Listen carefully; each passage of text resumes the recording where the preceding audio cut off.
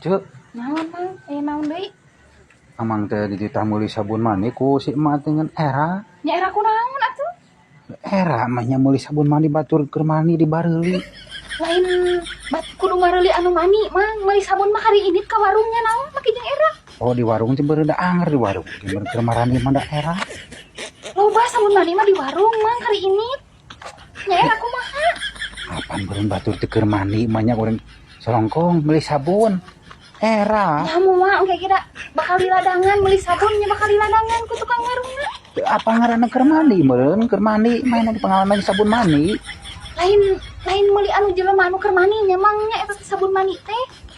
Tapi sabun paranti mani, mah. Pangaranna ge sabun mani, anu sabun mani berarti keur mani manehna teh beureun era.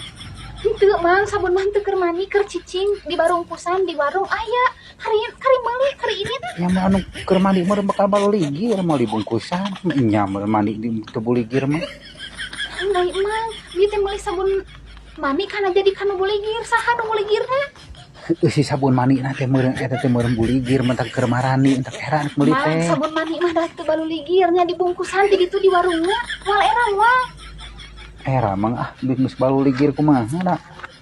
Ngaranna nu mandi umur buligir kabeh oge di mana-mana oge. Lieur mang mah nya hari meuli sabun mani mah hari ini aing mah lieur mah abanuanna. Entah siapa yang salah, ku tak tahu.